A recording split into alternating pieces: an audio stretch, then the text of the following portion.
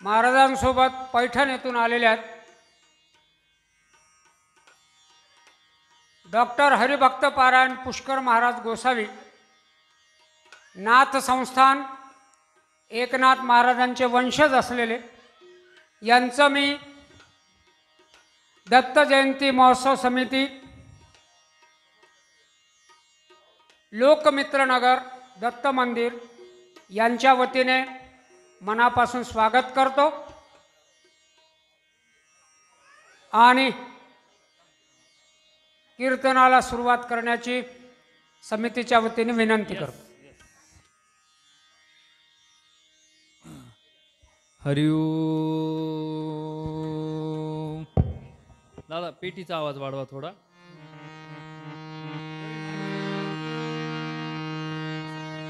दिसले पाहिजे पुढे सारखं थोडं।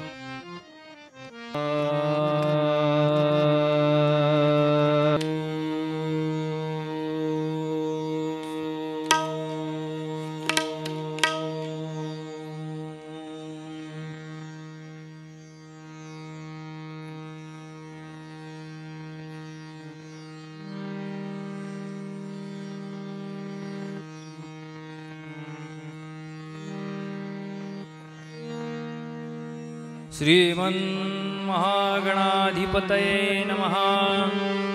श्री सरस्वत्यै नमः। श्री गुरुभ्यो नमः।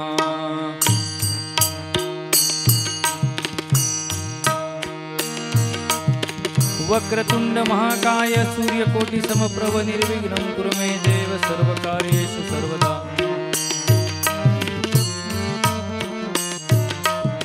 या कुंदेन्द्र तुषारहार धवला या शुभ्रवस्त्रामृता या वीणावरदंडमंडितकरा या श्वेतपद्मासना या ब्रह्मांच्युत शंकर प्रभुतिवीर देवै सदा वंदिता सा मां पातु सरस्वती भगवती निशेषजाड्यापः।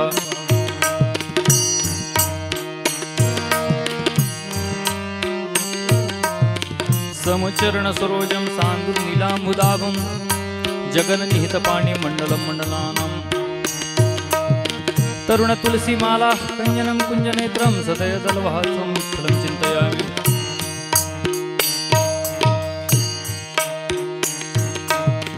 मुखं करोति वाचालं पङ्गं लङ्घयते गिरिं यत्कृपातमहं वन्दे परमानन्दमाधवम्। कृष्णाय वासुदेवाय हरये परमात्मने प्रणतक्लेशनाशाय गोविन्दाय नमो नमः।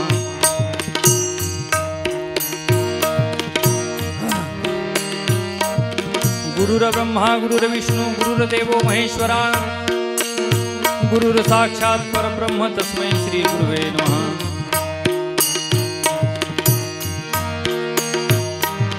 स्वये भानुजो भानु आराधियेला दयाचे कुळी दीपको दिव्य झाला हरिभक्ती रागवणी तारी समस्ता नमस्कार माझा सद्गुरु एकनाथ। भानुदास कुलभूषण भक्तीचे एकनाथ निज दैवतामुचे जन्म मृत्यू सकला ही वारिते एक नाम बहुजनासी तारिते। पांडुरंग चरणी मन माझे बैसता उठता भव हे ओझे एक हा भरवसा मज आहे धाव धावस्तू करीत लवला आहे।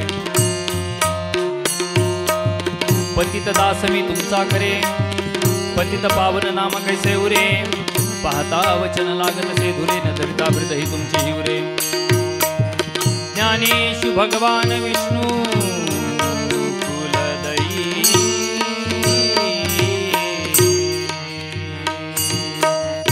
इको इको बंद करा बंद म्हणजे एकदम कमी ठेवा नाही तर।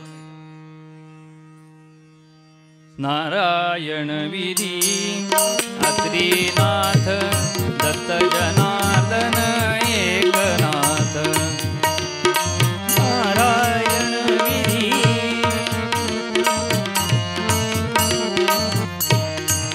नारायण विधी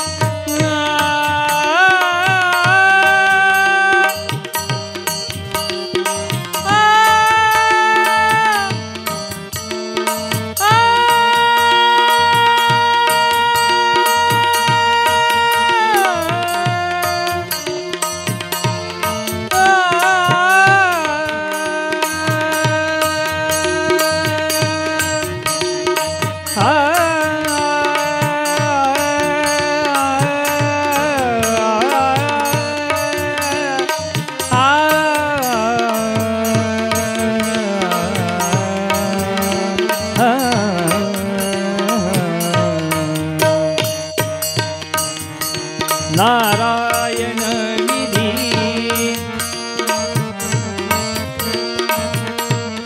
राग यमन आहे, यमन कल्याण. निरे ग निरे सा निरे ग म प मध प ग मधनी मधनी रे सा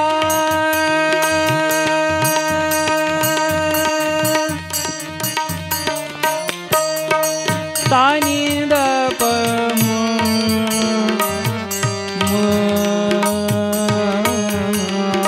शुद्ध मध्यमचा अल्पसा प्रयोग. नारायण विधी अत्रीनाथ दत्त जनार्दन एकनाथ. नारायण विधी अत्रीनाथ दत्त जनार्दन एकनाथ. दत्त जनार्दन दत्त जनार्दन दत्त जनार्दन एकनाथ एकनाथ एकनाथ.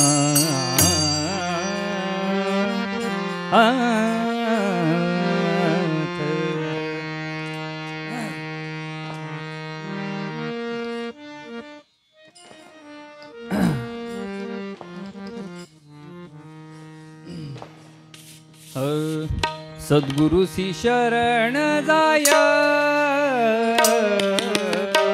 सद्गुरुसी शरण जाय सद्गुरुसी शरण जाय सद्गुरुसी शरण जाय. त्यासी ब्रह्म प्राप्ती होया त्यासी ब्रह्म प्राप्ती होया. न लगे आणिक उपाव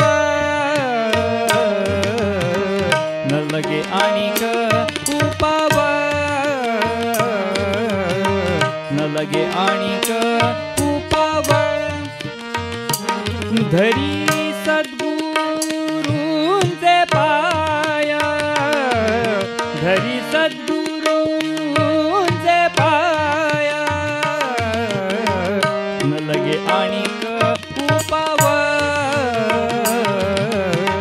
न लगे आणिक उपाव न लगे आणिक उपाव. सद्गुरूचे चरण तीर्थ सद्गुरूंचे चरण तीर्थ. मस्तकी वंदावे पवित्र मस्तकी वंदावे पवित्र. न लगे आणिक उपाव न लगे आणिक उपाव न लगे आणिक उपाव. धरी सद्गुरूंचे पाय गुरूंचे पाय. न लगे आणिक उपाव न लगे आणिक उपाव न लगे आणिक. एका जनार्दनी सद्गुरू एका जनार्दनी सद्गुरू. हेची भवसिंधूचे तारू हेची भवसिंधूचे तारू तारू. न लगे आणिक उपाव न लगे आणिक उपाव न लगे आणिक उपाव. धरी सद्गुरूंचे पाय धरी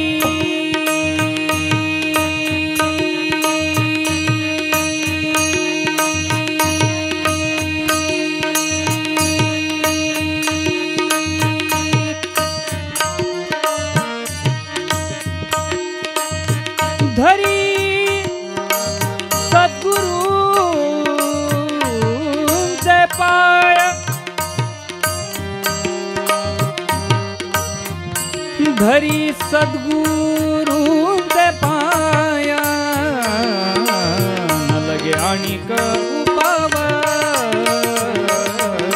न लगे आणिक उपाव न लगे आणिक उपाव आणिक उपाव आणिक उपाव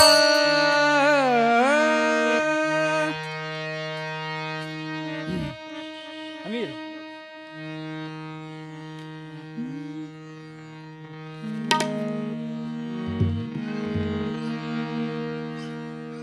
कृष्ण राम राम राम राम राम कृष्ण राम राम राम राम राम कृष्ण राम राम राम राम राम कृष्ण राम राम राम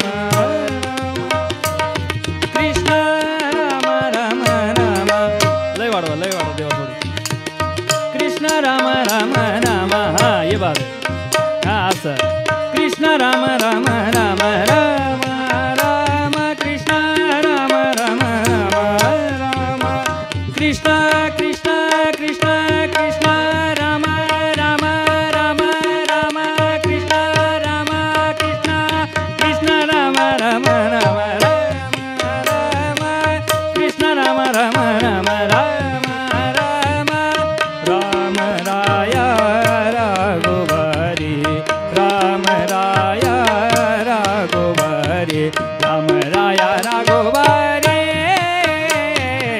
कृष्ण राम राम राम कृष्ण राम राम राम कृष्ण राम राम राम राम राम पुंडलीक वरद हरी विठ्ठल श्री ज्ञानदेव तुकाराम दत्तात्रय जनार्दन श्री एकनाथ महाराज की पंढरीनाथ भगवान की माऊली ज्ञानेश्वर महाराज की शांति ब्रह्म एकनाथ महाराज की जगद्गुरु तुकाराम महाराज की अवधूत चिंतन श्री गुरुदेव दत्त।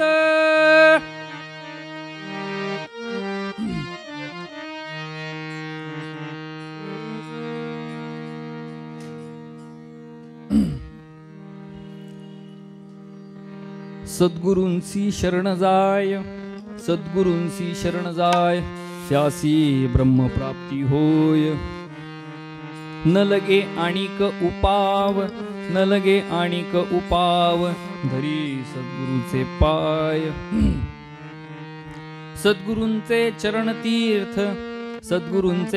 तीर्थ मस्तकी वंदावे पवित्र न लगे आणिक उपाव धरी सद्गुरूचे पाय एका जनार्दनी सद्गुरू हेची भवसिंधूचे तारू किंवा तेची भवसिंधूचे तारू न लगे आणिक उपाव धरी सद्गुरूचे पाय। सेवेकरता निवडलेला अभंग शांतिब्रह्म संत एकनाथ महाराजांचा असून नाथ महाराज सद्गुरूचा महिमा या ठिकाणी अभंगातून वर्णन करतात।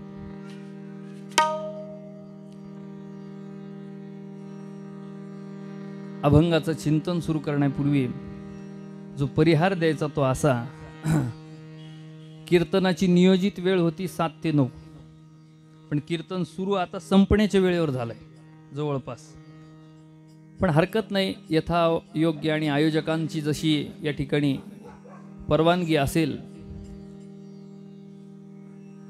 तशी या ठिकाणी कीर्तन सेवा करण्याचा मी या ठिकाणी प्रयत्न करणार आहे। यायला थोडा उशीर झाला कारण दिनांक 16 डिसेंबर पासून बाहेरच आहे।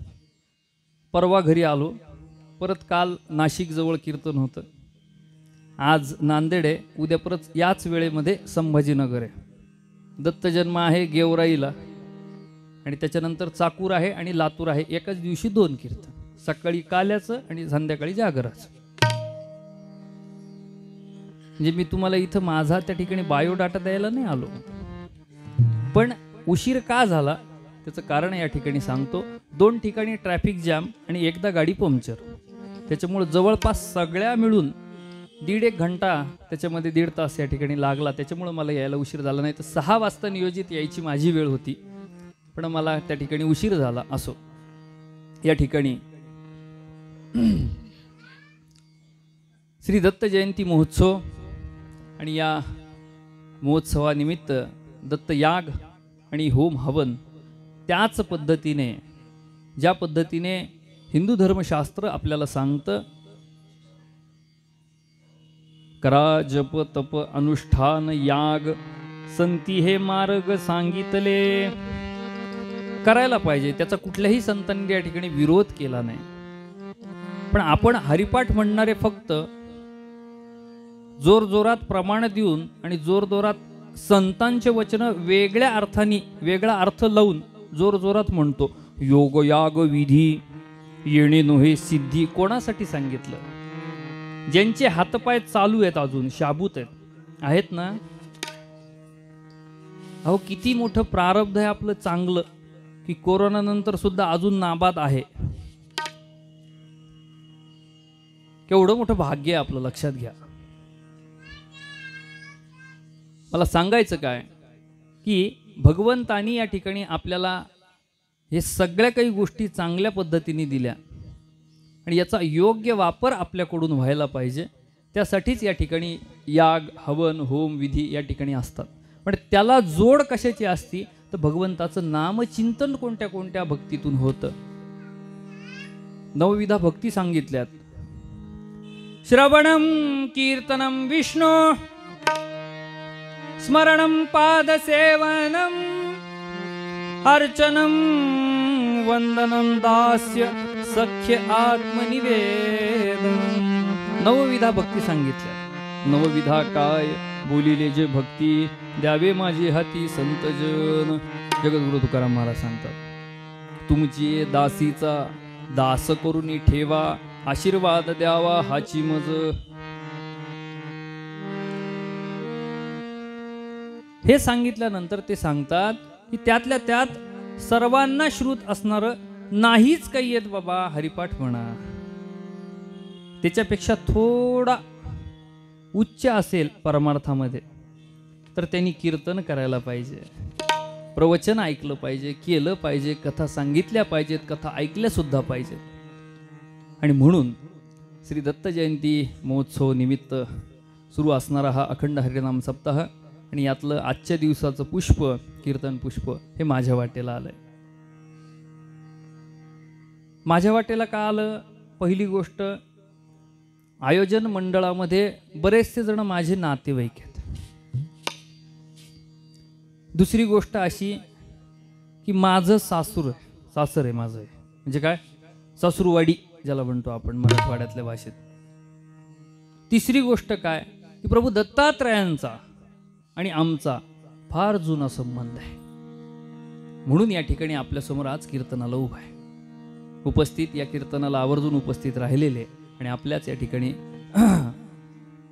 भागातले हरिभक्तीपरायण श्रीयुत आमचे शरद काका देगलूरकर आणि आवर्जून वेळात वेळ काढून या ठिकाणी उपस्थित राहिले. खरं तर मी त्यांना सांगणार होतो फोनवर, महाराज तुम्ही कीर्तनाला माझ्यापासनं एवढा काही मोठा कीर्तनकार नाही हो, पण ते मला काय म्हणले की नाही तुझं कौतुक आहे म्हणे, त्याच्यामुळे येतो.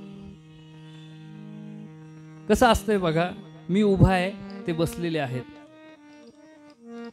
लेकुराचे हित, लेकराचं कौतुक करायला काका नाही येणार तर अजून कोण येणार? आणि सध्या महाराष्ट्रामध्ये काका पुतण्याची जोडी फार फेमस आहे. परवाच बीडला आम्ही आमच्या चिन्मय महाराजांच्या लग्नाला होतो, तिथं पण एक काका होते, ते पण देगलूरकरच होते, हरिभक्तीपरायण श्री गुरु चैतन्य महाराज. ते पण तसंच म्हणले, काका पुतण्याचा फोटो काढा, काका पुतण्याचा फोटो काढा. महाराष्ट्रामध्ये काका पुतणे हे नातं जरा जास्त प्रसिद्ध आहे म्हणे. आता काही काही ठिकाणी त्याच्यात फाट पडली आहे, आमच्यात फाट पडायचा विषयच नाही, कारण की राजकारण हा आमचा विषयच नाही. ज्यांना समजलं त्यांना धन्यवाद. बाकीच्यांनी शेवटच्या दिवशी म्हणा, रोज म्हणा, महाप्रसादाचा अवश्य लाभ घ्यायचा. आता काही काही मंडपामध्ये म्हणजे कसं आहे, ते एसटीतले माणसं, बसमधले माणसं, बरणीतलं लोणचं, येते ना लक्षात तुमच्या? एसटीतली माणसं, बरणीतलं लोणचं आणि मंडपातले श्रोते, ह्या तिन्ही गोष्टी अशा आहेत, यांना हलवावं लागतं. नाही तर काही काही जण खांब वगैरे पाहून, त्या मंडपाचा पोल बल्ली पाहून त्या ठिकाणी पथारी सुद्धा मारू शकतात. त्याच्यामुळं हे हलवलं तर चांगलं राहतंय, नाही तर नाही. बघा, ड्रायव्हरनी अगदी बेचूक जर ब्रेक योग्य खड्ड्यात मारला नाही, ऐकताय ना तुम्ही, ब्रेक मारला नाही आणि खड्ड्यात ती एसटी आदळली की जे उभे असतात मधले त्यांना बरोबर जागा होती की नाही? होती की नाही? बरणीतलं लोणचं हलवलंच नाही 8-15 दिवस, काय होतं? बुरा येतं त्याला. तसंच श्रोते आहेत मंडपातील. म्हणून प्रत्येक वेळेस वेळोवेळी म्हणजे मुद्दामून त्या ठिकाणी विनोद, मुद्दामून त्या ठिकाणी काय करायचं हा अर्थ नाही. पण तुझं माझं नाही भेद, केला सहज विनोद, केला सहज विनोद, या नियमाप्रमाणे.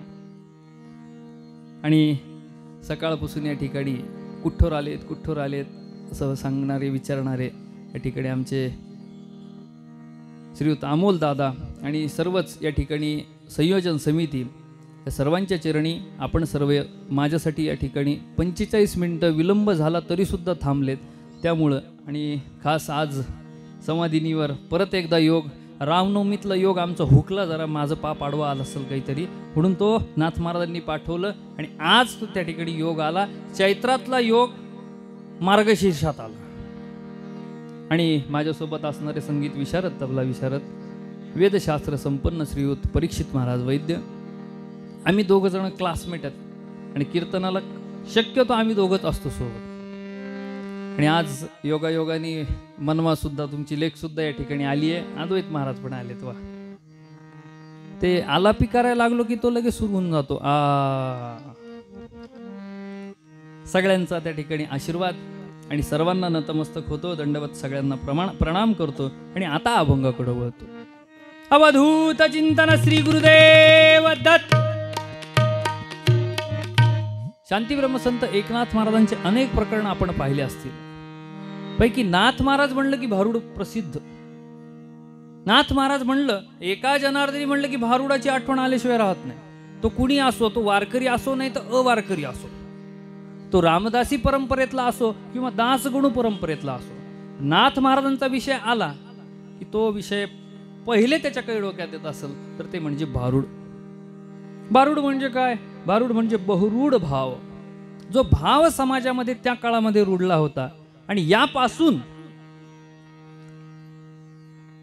नाथ महाराजांना पहिले असा विचार आला की वेदांतिक भाषेमध्ये, सिद्धांताच्या भाषेमध्ये या ठिकाणी सगळ्यांना सांगावं. पण बऱ्याच जणांना त्या ठिकाणी तत्वज्ञान ते पटलं नाही, रुचलं नाही, फावलं नाही, म्हणून त्यांनी अजून आपली भाषा थोडी सोपी केली. मग साध्या पद्धतीने या ठिकाणी अनेक प्रकरणं हाताळले. त्यात अतिशय अजूनही बारीकाने विचार केला की अजून एवढं सुद्धा समजणार नाही, अजून म्हणले सोपं करा. अजून सोपं केलं. नाथ महाराजांनी हरिपाठाची निर्मिती केली. अतिशय हरिमुखी गाता हरपली चिंता, त्यांनाही मागुता जन्म घेणे. माऊलींच्याच पावलावर पाऊल आमच्या नाथ महाराजांचं. एक लक्षात ठेवा, बऱ्याच जणांचा गैरसमज आहे की फक्त याच 2 संतांचे हरिपाठ आहेत. अजिबात नाही बरं का. संत मुक्ताई महाराजांचा सुद्धा हरिपाठ आहे, संत श्रीमंत निवृत्तीनाथ महाराजांचा सुद्धा हरिपाठ आहे, सोपान काकाचा सुद्धा हरिपाठ आहे, जगद्गुरु तुकोबाराय महाराज सुद्धा हरिपाठ लिहितात आणि संत नामदेव महाराज सुद्धा हरिपाठ लिहितात. पण यात प्रचलित फक्त 2च हरिपाठ झाले, ते म्हणजे माऊली ज्ञानेश्वर महाराजांचा हरिमुखे म्हणा पुण्याची गणना कोण करी, आणि दुसरा म्हणजे नाथ महाराजांचा हरिमुखी गाता हरपली चिंता. अर्थ तोच आहे, आशय तोच आहे, फक्त भाषा बदलली आणि ठिकाण बदललंय. आळंदी म्हणा नाही तर पैठण म्हणा, दोन्ही एकच आहे. ज्ञानी याचा एका आणि नाम याचा तुका. नाथ महाराज म्हणलं की अजून 3 गोष्टी या ठिकाणी प्रामुख्याने लक्षात घ्याव्या लागतात. एक म्हणजे शांत, श्रीमंत आणि संत. शांतीनाथ महाराजांची काय सांगावी. यवन अंगावरी थुंकला, प्रसाद देऊनी मुक्त केला. 108 वेळेस त्या यवनानी नाथ महाराजांच्या अंगावर पान खाऊन थुंकलाय, तरी नाथ महाराजांची शांती ढळली का? अजिबात नाही महाराज. तशीच एक गंमत झाली म्हणे. नाथ महाराजांच्या जीवनचरित्रातला गोष्ट आहे. दृष्टांत आहे. एका व्यक्तीला आपल्या मुलाची मौंजबंधन संस्कार करण्यासाठी 200 रुपयाची त्या काळात गरज पडली म्हणे, 500 वर्षापूर्वी. तो शोधत शोधत आला, कुणी 200 देईल का, कुणी 200 रुपये देईल का म्हणून पैठण गाठलं. आणि पैठणला आल्यानंतर गंमत अशी झाली महाराज, पैठणला आजही आमच्या कुच्चर ओट आहे. त्या ओट्यावर जर बसलं मामा तर कुच्चरच विचार येते. त्याचं नाव काय? कुच्चर ओटा. आणि त्या कुच्चर ओटावरची काही मंडळी बसलेली, त्यांनी त्या बाबाला पाहिलं. ते म्हणले, या इकडं, काय करायचंय? काही नाही म्हणले, 200 रुपयाची गरज आहे. 200 काय म्हणे, 250 रुपये देतो. काय करायचं? नाथांना राग आणवायचं म्हणे.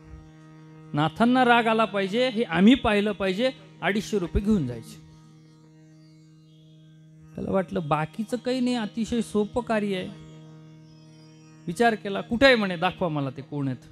त्याला माहित नव्हतं कोण आहेत नाथ महाराज. दाखवलं, वाड्याकडं बोट दाखवलं. हे गेले, आपले पादत्राणे म्हणजे अर्थात चप्पल तशी घालूनच वाड्यात प्रवेश केला. तरी नाथ महाराजांना राग आला का? नाही. गेले, चला म्हणे आता जेवायची वेळ झाली, बसा पात्रावर म्हणजे पाटावर बसा. पाटावर बसा म्हणल्यानंतर ह्यांनी कपडेही नाही काढता ती चप्पल मात्र लाजकाज काढली आणि त्या ठिकाणी पाटावर येऊन कपड्यासकट बसले. आता तरी नाथ महाराजांना राग यायला पाहिजे होता. आला का? नाही. गिरजाबाईंना नाथ महाराज सांगतायत, बघ ब्राह्मण बुवांना किती भूक लागलीये. इतकी भूक लागलीये की त्या भुकेच्या वाटे त्या ठिकाणी ते कपडे काढायचे सुद्धा विसरलेत. परत लाजले, कपडे काढून ठेवले. म्हणजे आता कसा राग आणावा, आता कसा राग आणावा. गिरजा माता या ठिकाणी नाथ महाराजांच्या धर्मपत्नी वाढत होत्या. वाडावाडी सगळं झालं. 2 भाज्या, चटण्या, कोशिंबीर सगळं वाढलं. आणि वाढल्यानंतर भात वाढायला आल्यानंतर भात वाढायला आल्यानंतर गंमत अशी झाली, या ब्राह्मण भावानी विचार केला, आपल्याला 250 रुपये मिळणार आहेत आणि नाथांना आता जर राग नाही आणला तर मात्र आपले सगळे चान्स आणि हा शेवटचा चान्स. काय करायचं म्हणून विचार केला, आपण आता गिरजा मातेच्या पाठकुळी जाऊन बसावं.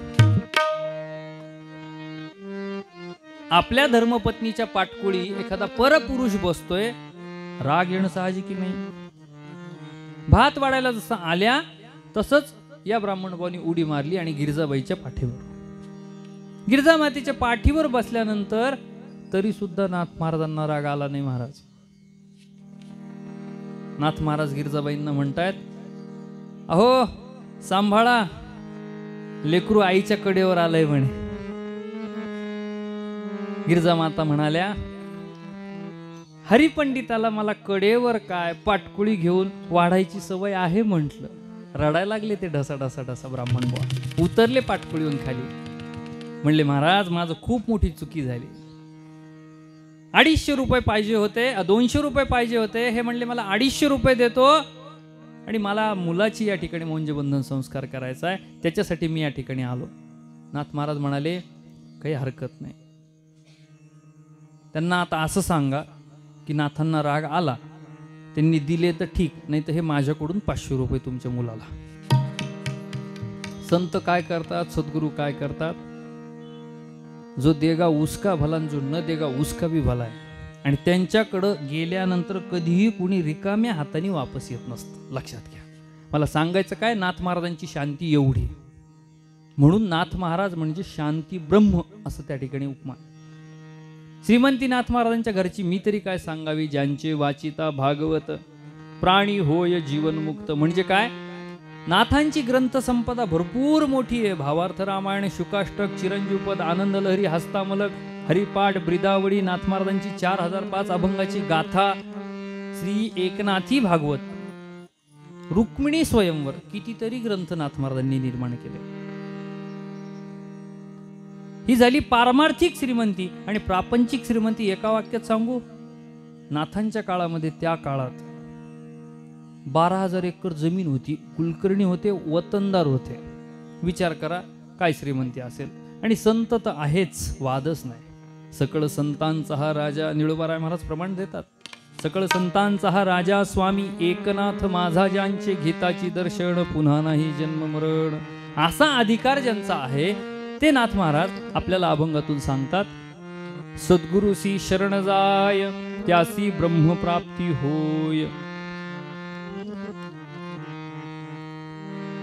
ब्रह्माची प्राप्ती करून घ्यायची आहे ना, तुम्हाला बाकी इकडं तिकडं कुठं जायची गरज नाही. तुम्ही एक काम करा, तुमच्या सद्गुरूंना शरण जा, तुम्हाला ब्रह्माची प्राप्ती झाल्याशिवाय राहणार नाही. पुढे सांगतात न लगे आणि कोपाव, दुसरा तिसरा कुठल्याही उपायाच्या मागे जाऊ नका. धरी सद्गुरूचे पाय, सद्गुरूंचे पाय धरा, सगळ्या काही गोष्टीची प्राप्ती आहे. सद्गुरूचे चरण तीर्थ मस्तकी वंदावे पवित्र, याचे दोन अर्थ. सद्गुरूंच्या चरणाचं तीर्थ ते मस्तकी वंदावे पवित्र हा एक अर्थ, आणि दुसरी गोष्ट सद्गुरूंनी सांगितलेल्या, सद्गुरूंनी दाखवलेल्या मार्गावर जर आपण त्याचा मार्ग, आपलं मार्गक्रमण केलं तर निश्चित ते मस्तक ठिकाणावर ज्याचं त्याला कळतं, न ज्याला कळतच नाही त्याचा विषय हा नाही. आणि शेवटच्या चरणामध्ये नाथ महाराज सांगतात की एका जनार्दनी सद्गुरू हेची भव सिंधूचे तारू, भवसागरातून ऐल तीराहून पहिलं तीराला तुम्हाला जायचंय ना, मग दुसरं तिसरं काहीही करू नका, एकच करा. न लगे आणि को उपाव धरी सद्गुरूचे पाय, दुसऱ्या तिसऱ्या उपायाच्या मागे जाऊ नका, सद्गुरूंचे चरणच त्या ठिकाणी स्पर्श करा. आता सगळं कळालं महाराज आम्हाला, पण सद्गुरू नेमकं म्हणायचं कोणाला? सद्गुरू तर खूप आहेत, गुरु खूप आहेत, महागुरु खूप आहेत, सद्गुरू खूप नसतात. गुरु खूप असतील, गुरु भरपूर भेटतील, महागुरु भरपूर भेटतील, पण सद्गुरू हा एकच असतो, लक्षात ठेवा. आता ज्यांच्याकडून आपण या 3 प्रकारामध्ये दीक्षा घेतो त्यांना खऱ्या अर्थाने आपलं सद्गुरू म्हणायचं. मंत्र दीक्षा, स्वप्न दीक्षा आणि नेत्र दीक्षा, हे दीक्षेचे शास्त्रकार 3 प्रकार सांगतात. मंत्र दीक्षा म्हणजे शाल टाकायची, उपरण टाकायचं, यांना मंत्र सांगायचा, गुरुनी शिष्याला मंत्र सांगायचा, जो काय मंत्र असेल तो, आणि तो मंत्राचं रोजचं नित्य त्या ठिकाणी त्याचं पाठ करावा, त्याचा जप करावा, याला म्हणायचं मंत्र दीक्षा. स्वप्न दीक्षा, श्री ज्ञानदेवे येऊनी स्वप्नात सांगितली मात मज लागी, सांगितली मात मज लागी.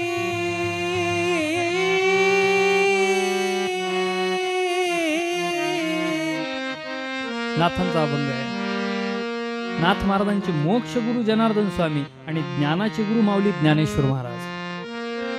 श्री ज्ञानदेवे येऊनी स्वप्नात सांगितली मात मज लागी, आजान वृक्षाची मुळी माझ्या कंठाला टोचतीये, तू ये आणि तेवढी काढून बाजूला कर. हे निमित्त होतं नाथ महाराजांकडून माऊली ज्ञानेश्वर महाराजांना त्या ठिकाणी समाधीचा शोध, आणि दुसरी गोष्ट म्हणजे भावार्थ दीपिका, अर्थात ज्ञानेश्वरीला प्रतिशुद्ध करण्याचं कार्य या ठिकाणी नाथ महाराजांना द्यायचं होतं. म्हणून नाथ महाराजांना बोलवलं होतं पैठणून आळंदीला. स्वप्न दीक्षा आणि नेत्र दीक्षा. नेत्र दीक्षा म्हणजे या ठिकाणी माऊली ज्ञानेश्वर महाराज असो, जगद्गुरु तुकाराम महाराज असो, अनेक प्रमाणात त्यातून आपल्याला सांगतात. तुम्हाला माहिती का कासव असतं, कासव मध्यंतरीच्या काळामध्ये त्याला फार डिमांड आली होती, फार महाग झाले ते कासव म्हणे. आता तर दुर्मिळच झाले, पाहायला पण भेटत नाही. पूर्वी आपल्या हौदात होते ते कासव. आपल्या ती कासवीण जी आहे, ती कासवीण आपल्या पिलाला त्या ठिकाणी दुग्धपान कसं करते माहिती का तुम्हाला? ते पिलू यदा कदाचित भरकटलं, दिशाहीन झालं, तर त्यावेळेस ती फक्त तिच्या नेत्राने त्या ठिकाणी त्या पिलाकडं पाहती, आणि त्या पिलानी ज्यावेळेस तिच्या आईकडं नेत्रांनी त्या ठिकाणी डोळ्यांनी पाहिलंय, हेच त्यांचं दुग्धपान आहे, बाकी काहीही नाही. एक प्रकारचं काय म्हणता येईल, याला नेत्र दीक्षाच म्हणावं लागेल.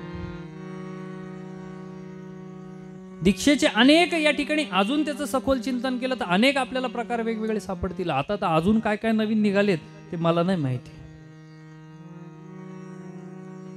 परवा ऐकलं असं की एका जणांनी फोनवर गुरुमंत्र दिला म्हणे.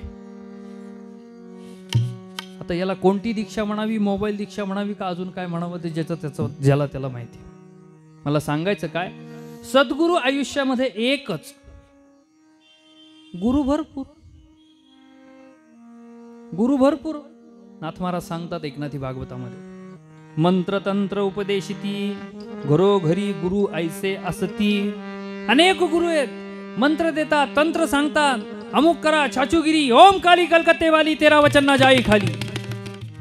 असा हात सोडला की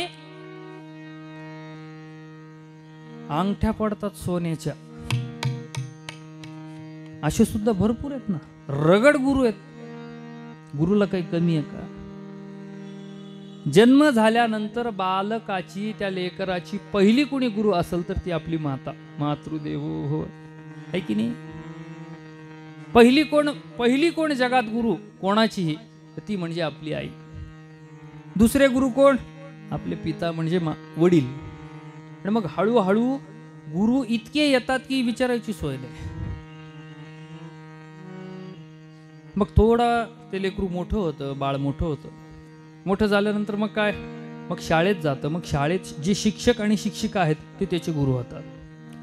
अजून मोठा होतो, पुढं जातो, कॉलेजात जातो, महाविद्यालयात. तिथं गेल्यानंतर प्राध्यापक प्राध्यापिका भेटतात, ते पण त्याचे गुरुच. मग नंतर मित्र भेटतात कॉलेजामध्ये, महाविद्यालयात. गुरु शिकवतात ना, गुरु. आता जे त्याच्यातले मर्मज्ञ असतील त्यांना कळालं असेल काय गुरु.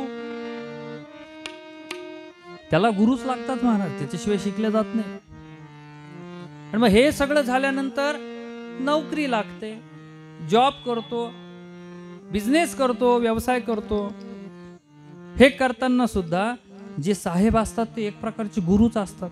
म्हणजे आपली रोजीरोटी त्यांच्या हातात असते. त्यांनी महिन्याचा पगार दिला तर आपलं रोजीरोटी, म्हणजे गुरुच झाले की नाही साहेब. मला सांगायचं काय लक्षात घ्या. मग हे सगळं झाल्यानंतर घरात महागुरु येण्याची तयारी होती. आता तिला सोबत आणलंय म्हणून तिच्याबद्दल जास्त बोलता येणार नाही मला. ती म्हणेल चला पैठणला, मग दाखवते तुम्हाला. गुरु गुरु गुरु गुरु गुरु गुरुगुरु करणारे गुरु भरपूर आणि चांगलं त्या ठिकाणी ज्ञान देणारे पण गुरु भरपूर. याचाच विचार आमच्या भक्त कबीरदास महाराजांनी केलाय. ते म्हणतात, कबीरा देश जब हम पैदा हुए जग हसे हम रोए.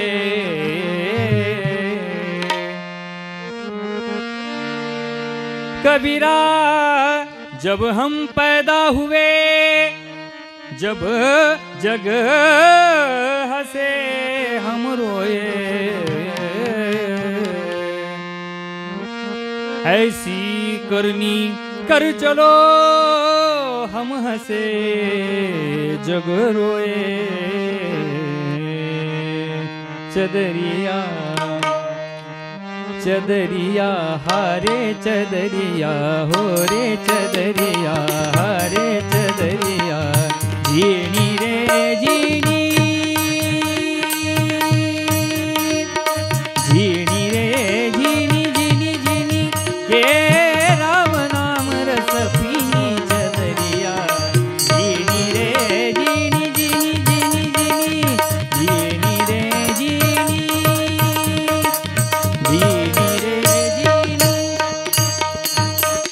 पुढं सांगतात ते, जब मोरी चादर बन घर आए. वेळेची बंधन आहे आपल्याला. जब मोरी चादर बन घर आए रंगरेज को दीनी. रंगरेज कौन है? ये रंगरेज कौन है? रंगरेज म्हणजे गुरु, सद्गुरु. पूर्वीच्या काळामध्ये गुरुकुल शिक्षण पद्धत असायची. असं नव्हतं घरासमोर बस येते, त्या बसमध्ये बसायचं आणि शाळेत जायचं, परत ती बस घरात सोडायला येते. असं पूर्वी नव्हतं. गुरुकुल शिक्षण पद्धत, वय वर्ष 8 झाल्यानंतर मौंजबंधन संस्कार एकदा झाला की थेट गुरुच्या ताब्यात लेकरू. तो ज्या वेळेस त्या सगळ्या विद्यामध्ये पारंगत होईल त्यावेळेस वापस घरी यायचं. आता 10 मिनिटं लेकरं बाहेर खेळायला लागले तर नको म्हणतात आई, घरी बैस, मोबाईल घे, लॅपटॉप घे, टीव्ही वर बघ, पण बाहेर नको जाऊ. ही परिस्थिती आपल्यावर सध्या. सांगा माझं खोटं आहे? मला सांगायचं काय, पूर्वीची शिक्षण पद्धती आणि मग ते झाल्यानंतर ती चादर म्हणजे ती चादर त्या गुरूंच्या ताब्यात दिली एकदा की मग ऐसा रंग रंगा रंग रे ने, त्याला कशी रंगवायची ती गुरुची कमाल आहे. हा तबल्यात चांगला आहे ना, याला तबल्यातच टाका, तबल्यात विचारत करा. हे पेटीत चांगले आहेत ना, पेटीत यांना अलंकार करू द्या. आपलं लेकरू कशात हुशार आहे हे आई वडिलांना आजकाल कळायलाच मार्ग नाही. त्यांनी जर असा बॉल टाकला पडला, बर,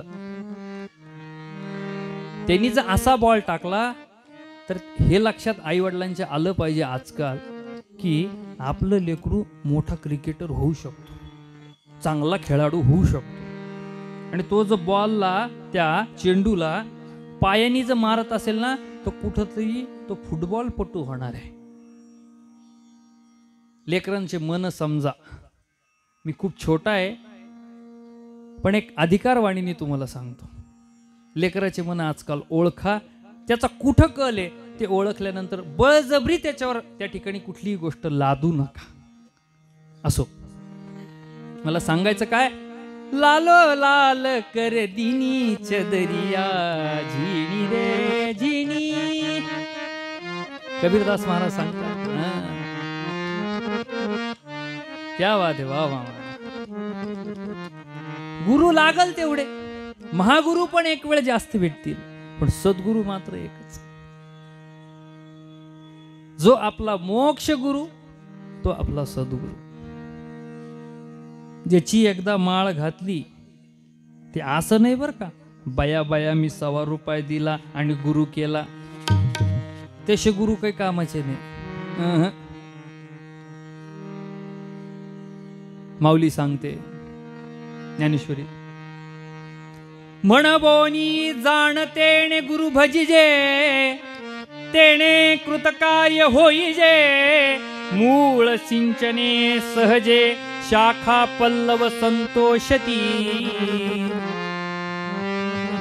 इकडं माऊली सांगते, इकडे एकनाथ महाराज एकनाथी भागवतात सांगतात, सद्गुरूचे अगाध महिमान, जे वेदान बोलवेची जाण, त्यांची कृपा झालिया पूर्ण, दुर्लभ कोण पदार्थ.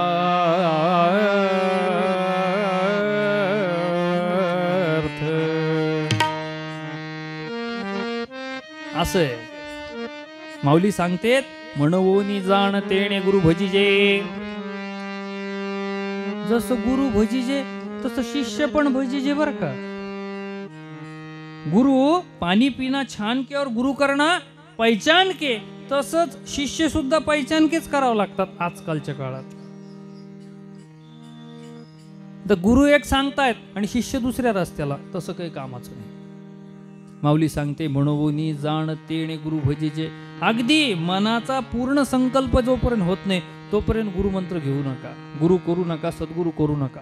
तुम्हाला त्या सद्गुरूंचं काय त्या ठिकाणी या पद्धतीने परीक्षा घ्यायच्या त्या परीक्षा घेऊ शकता. आणि घेतल्यानंतर तुम्हाला मनाला जर योग्य वाटलं आणि तुमचा संकल्प पूर्ण झाला तर मग मात्र त्यांना सद्गुरू आपलं म्हणा. आणि की त्यांचा महिमा अगाध आहे, अगाध महिमा आहे त्यांचा. जे वेदवाणी सुद्धा त्यांच्या पुढे फिकी आहे, त्यांचं वर्णन नाही करू शकली, असा त्या सद्गुरूंचा अधिकार आहे. आणि सद्गुरू हा शब्द उच्चारल्यानंतर, आता तुम्ही नांदेडचे म्हणून एक उदाहरण देतो, सगळेजण त्या ठिकाणी आपल्या गुरुद्वारामध्ये या ठिकाणी जाऊन आलात. काय म्हणतात ते सगळे आपले सिंधी बांधव? सतनाम वाहेगुरु, सतनाम वाहेगुरु असं म्हणतात ना, म्हणतात की नाही? सतनाम म्हणजे काय? त्यांच्या वाहेगुरु म्हणजे त्यांचे सद्गुरूच आहेत, लक्षात घ्या. पंथ वेगळा असेल, धर्म कदाचित वेगळा असेल, पण जी शिकवण आहे ती आपली जी तीच त्यांची आहे. मार्ग वेगळा आहे. पंढरपूरला तुम्ही देहून जाऊ शकता, नांदेडहून जाऊ शकता, पैठणहून जाऊ शकता, पुण्याहून जाऊ शकता, नाही तर कुठूनही जाऊ शकता. मार्ग वेगवेगळे. तुम्ही ठरवायचं कोणत्या मार्गाने जायचं. सत या धातूपासून सद्गुरू हा शब्द निर्माण झाला. सत म्हणजे काय? सत्य, जो त्रिकालबाधित सत्य, जो कायम खरा आहे, त्याला म्हणायचं सत. आणि मग गुरु हा शब्द. सद्गुरू म्हणजे जो चिरकाल टिकणारा, ज्याची सत्यता असते, त्याला खऱ्या अर्थाने सद्गुरू असं म्हणायचं. तसं सतनाम वाहेगुरु म्हणजे खरं नाव वाहेगुरूंचं आहे, तसं ते सांगतात, तसे सद्गुरू असतात, लक्षात घ्या. आणि यांना जर तुम्ही शरण गेले तर बस तुम्हाला ब्रह्मप्राप्तीचा त्या ठिकाणी मार्ग खुला झाला असं म्हणायला हरकत नाही. याचाच अर्थ काय? नाथ महाराज आपल्याला सांगतात, जसं जगद्गुरु तुकाराम महाराज दोनच त्या ठिकाणी गोष्टीला शरण गेले, बाकी तिसऱ्या गोष्टीला शरण गेले नाहीत. एक म्हणजे शरण शरण हनुमंता, तुम्हा आलो रामदूता, काय भक्तीच्या त्या वाटा, मज दावा व्यासुबटा. दुसरी गोष्ट म्हणजे शरण शरण एकनाथा, पायी माथा ठेविला, नका पाहू गुण दोष, झालो दास पायांचा. याचा अर्थ काय? भगवंत आणि संत या दोनच गोष्टी शरण जाण्यास योग्य आहे. सद्गुरू म्हणजे काय? एक प्रकारचे संतच आहे, वेगळं काय त्याच्यात त्या ठिकाणी करायचं. जसं अनंत रूपे अनंत वेश्ये देखिले म्या त्यासी, माऊली सांगते ना, त्याच पद्धतीने सद्गुरू म्हणा, वैष्णव म्हणा, संत म्हणा. मग यांना जर शरण गेले तर काय होईल? ब्रह्माची प्राप्ती होईल. आता ब्रह्म सगुण निर्गुण, सगुण साकार, निर्गुण निराकार, हे शब्द जरा कीर्तनकारांनी बोलले की थोडं अवघड अवघड वाटतंय. आणि नांदेड जिल्ह्यात मी नांदेड शहरामध्ये कीर्तन करतोय याचं मला भान आहे. आपण सगळेजण या ठिकाणी श्री गुरु चैतन्य महाराज, श्री गुरु शेखर महाराज, श्री गुरु शरद महाराज यांच्या सगळ्यांचं कीर्तन प्रवचन आपण कायम नित्य नियमाने ऐकत आलात. तुमच्या पुढं आणि ते स्वतः बसले त्यांच्या पुढं मी या ठिकाणी वेदाचं, ब्रह्माचं, बाकीचं काय वर्णन करावं. पण मी माझ्या आपल्या साध्या भाषेत एका वाक्यात उत्तर देईल. ब्रह्माची प्राप्ती म्हणजे काय? संत कवी अमृतरायजी महाराज आम्हाला खूप सुंदर ब्रह्म समजून सांगतात, अगदी सोप्या भाषेमध्ये. ते म्हणतात, ब्रह्म पाहिले आजी मी, ब्रह्म पाहिले आजी मी, ब्रह्म पाहिले आज मी, ब्रह्म पाहिले. पुढे सांगतात, कुठं ब्रह्म दिसलंय मला? संत कवी अमृतरायजी महाराज पैठणचे, नाथांचा पुढचा अवतार. नाथांचे अनेक अवतार आहेत. नंतर आपल्याच या नांदेड जिल्ह्यामधील श्री क्षेत्र कंधार येथे श्री संत साधू महाराज हा सुद्धा नाथ महाराजांचा पुढचाच अवतार आहे. त्याच बरोबरीने आमच्या पैठणला नाथ महाराजांच्या 250 वर्षानंतर संत कवी अमृतरायजी महाराज नाथांचाच पुढचा अवतार. आजी मी ब्रह्म पाहिले, आजी मी ब्रह्म पाहिले. कुठं पाहिलं? एकनाथाच्या भक्तीसाठी धावत आला तो जगदीठी. एकनाथाच्या भक्तीसाठी धावत आला तो जगदीठी. खांदी कावड कावड होती, खांदी कावड कावड होती, पाणी वाहिले आज मी ब्रह्म पाहिले, आज मी ब्रह्म पाहिले, आज मी ब्रह्म पाहिले. दामाजीची रसीद पटवली. पुढे जाऊन सांगतात, कान्हो पात्राती उद्धरली, दत्तराय म्हणे ऐसी माऊली संकटा वारिले आज मी ब्रह्म पाहिले.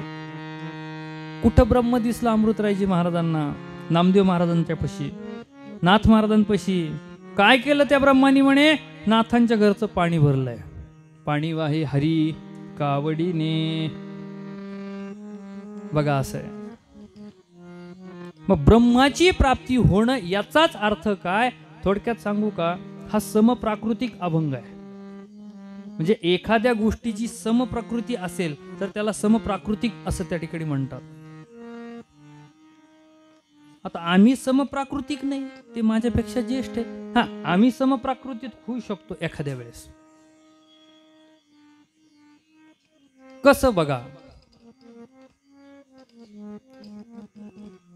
सद्गुरुसी शरण जाय त्यासी ब्रह्म प्राप्ती होय.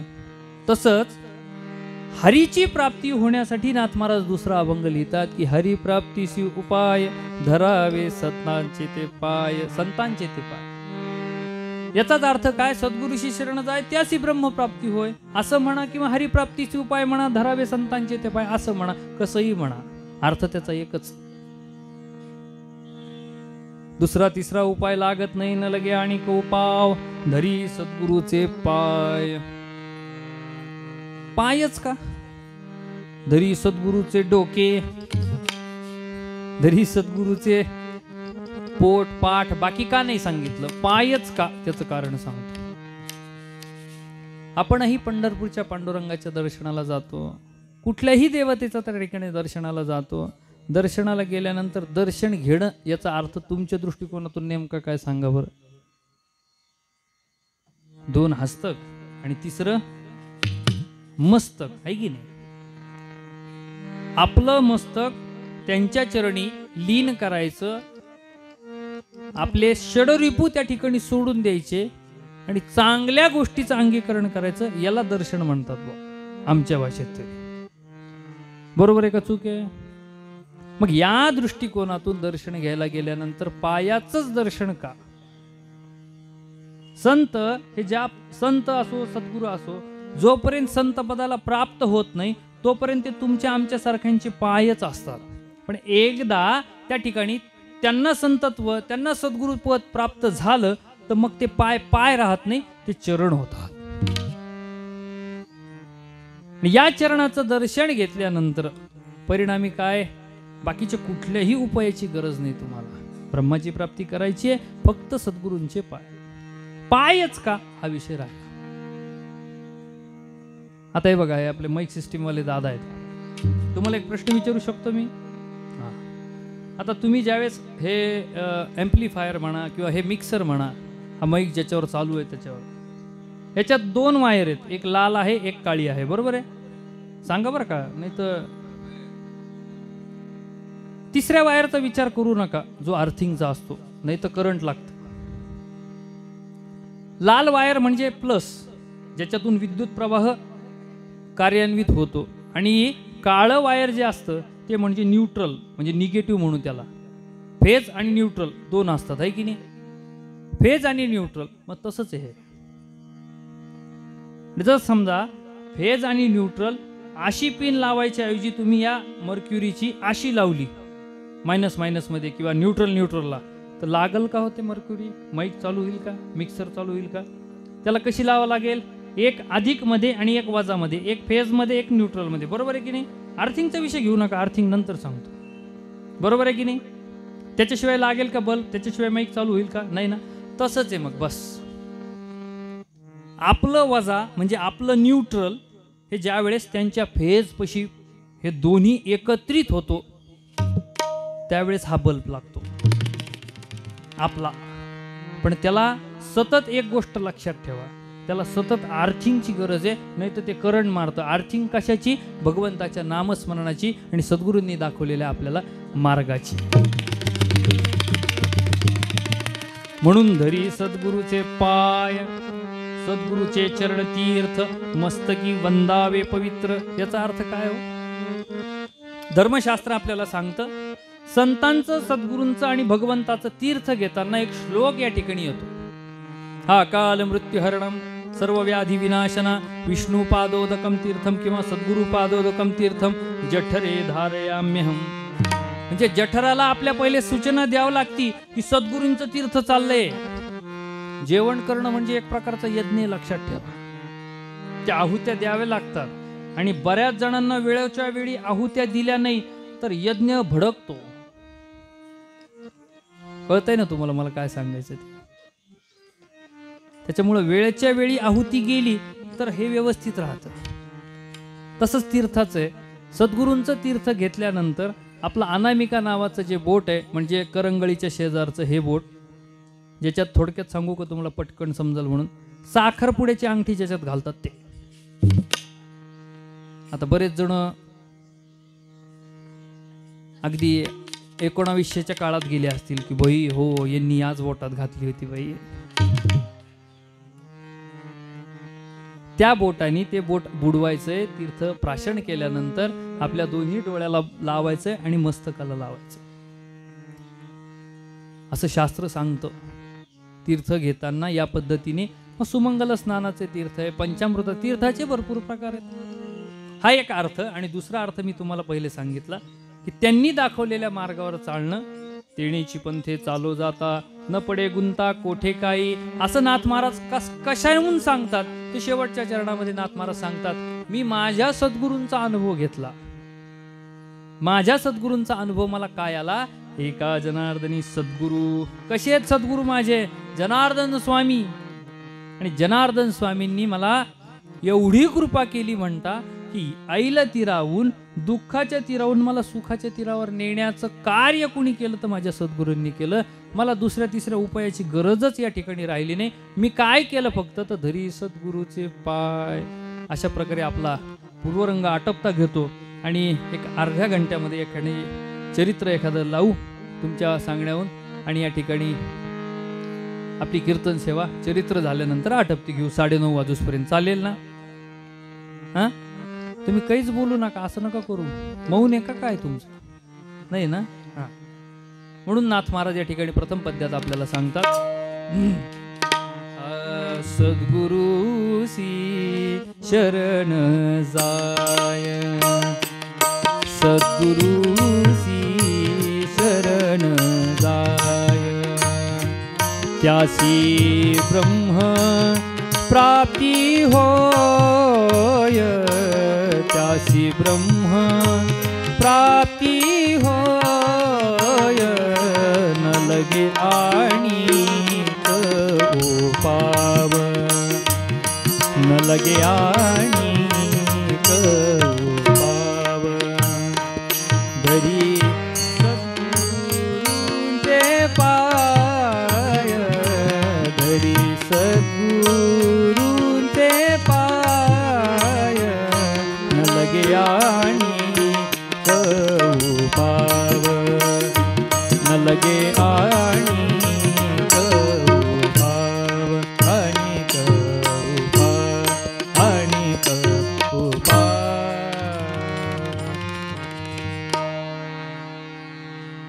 काका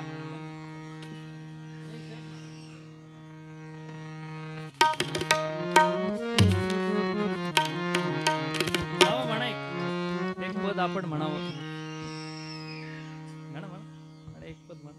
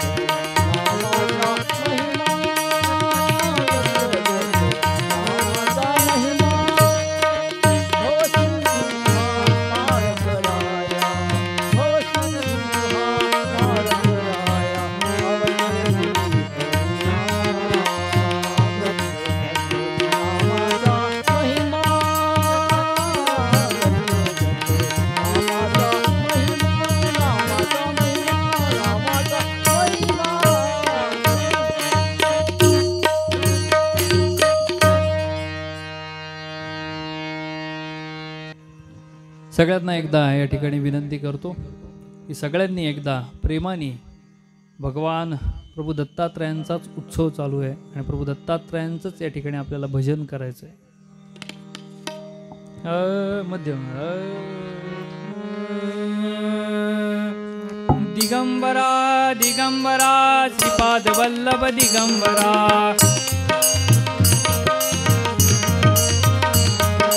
दिगंबरा दिगंबरा श्रीपाद वल्लभ दिगंबरा दिगंबरा श्रीपाद वल्लभ दिगंबरा दिगंबरा दिगंबरा श्रीपाद वल्लभ दिगंबरा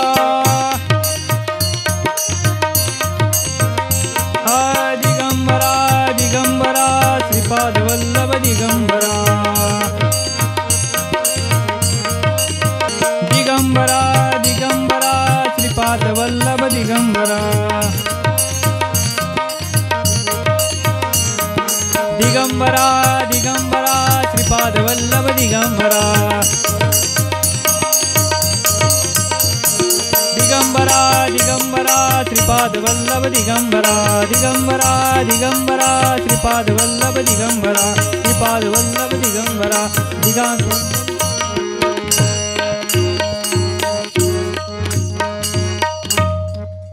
गेला का प्रभू दत्तात्रयांपर्यंत आवाज गेला गेला का वाटतं तुम्हाला असं? इथं नाही म्हणलो मी, गाणगापुराला जायला पाहिजे आवाज, नरसोबाच्या वाडीला जायला पाहिजे आवाज, नांदेडमध्ये बसल्यानंतर औदुंबरला जायला पाहिजे, कारंजाला जायला पाहिजे.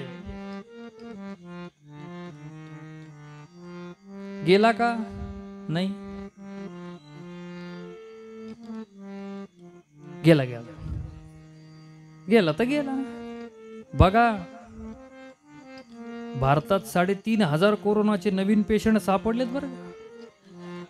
खरं बोला आता तरी, तुम्हाला कोरोनाची शपथ.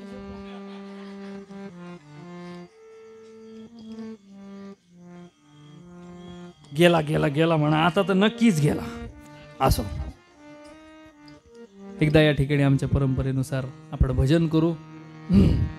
विठ्ठल विठ्ठल विठ्ठल विठ्ठल विठ्ठल विठ्ठल विठ्ठल विठ्ठल विठ्ठल विठ्ठल विठ्ठल विठ्ठल विठ्ठल विठ्ठल विठ्ठल विठ्ठल विठ्ठल कुंडलिक वरदा हरी विठ्ठल श्री ज्ञानदेव तुकाराम पंढरीनाथ भगवान की जय. आता आवाज आला बरं का चांगला. अवधूत चिंतन श्री गुरुदेव दत्त. आता आवाज आला बघ. म्हणजे कोरोनाची शपथ घेतल्याशिवाय तुम्ही काही सोडलं नाही. बरं, आपल्याकडं आता चरित्रासाठी, माझ्याकडे वेळ कमी आहे, पण चरित्रासाठी तुम्हाला 4 या ठिकाणी ऑप्शन देऊ शकतो मी. कुठलं चरित्र आपल्याला सगळ्यांना ऐकायचं आहे, ज्याला जास्त त्या ठिकाणी निवडणुकीमध्ये काय म्हणतात त्याला मतं पडतील तो निवडून येईल. फक्त एवढंच आहे, सरकार पाडणंही तुमच्या हातात आहे आणि सरकार निवडून आणणंही तुमच्या हातात आहे. तुम्ही ठरवायचं. सरकार पडू देऊ नका 9:30 पर्यंत, याची काळजी मी घेतो. तुम्हाला दासोपंतांचा अभिमान ऐकायचा आहे का? हे आख्यान आहे, दासोपंतांचं आख्यान आहे. जनार्दन स्वामींची भेट हे एक आख्यान आहे. प्रभू दत्तात्रयांचं मलंग वेशातलं जे दर्शन नाथ महाराजांना झालं त्याचं एक आख्यान आहे. नेमकं ऐकायचं काय सांगा. असं समजा थोड्या वेळेसाठी, वेळ झाली आहे, 9 वाजलेत, आपण कोण बनेगा करोडपती खेळतोय आणि 7 करोडसाठी त्या ठिकाणी तुम्हाला प्रश्न केला. 4 ऑप्शन आहे, सांगा कोणतं ऐकायचं चरित्र, मी ते सांगतो. दत्तांचं भेट, दत्तांचं दर्शन नाथ महाराजांना झालं. बरं ठीक आहे, दत्त दर्शनाला जायचंय आपल्या सगळ्यांना, असं म्हणायला हरकत नाही. आनंद पोटात माझ्या मायेना रे मायेना, आनंद पोटात माझ्या मायेना मायेना, आनंद पोटात माझ्या मायेना. दत्त दर्शनाला जायाचं जायाचं नि जायाचं, आनंद पोटात माझ्या मायेना मायेना, आनंद पोटात माझ्या मायेना मायेना, आनंद पोटात माझ्या मायेना. गेलो गाणगापुरी थेट घेतली दत्ताची भेट, गेलो गाणगापुरी थेट, घेतली दत्ताची भेट, हो घेतली दत्ताची भेट, हो घेतली दत्ताची भेट. या डोळ्याची हरी हरी, या डोळ्याची भूक काही जाईना, या डोळ्याची भूक काही जाईना. आनंद पोटात माझ्या मायेना, मायेना, आनंद पोटात माझ्या मायेना, मायेना, आनंद पोटात माझ्या मायेना. रूप सावळे सुंदर गोजिरवाने मनोहर, सावळे सुंदर गोजिरवाने मनोहर, हो गोजिरवाने मनोहर, हो गोजिरवाने मनोहर. नजरेत नजरेत वापवा, नजरेत आणिक काही येईना, नजरेत आणिक काही येईना, ओ येईना. आनंद पोटात माझ्या मायेना, मायेना, आनंद पोटात माझ्या मायेना, मायेना, आनंद पोटात माझ्या मायेना. दत्त दर्शनला जायाचं, जायाचं नि जायाचं, आनंद पोटात माझ्या मायेना, मायेना, आनंद पोटात माझ्या मायेना, मायेना, आनंद पोटात माझ्या, आनंद पोटात माझ्या, आनंद पोटात माझ्या मायेना. हा चला आता तुम्हाला सगळ्या ठिकाणी जाण्यापेक्षा आपण थेट पैठणहून आता देवगिरी किल्ल्याकडे प्रस्थान करू. प्रभाती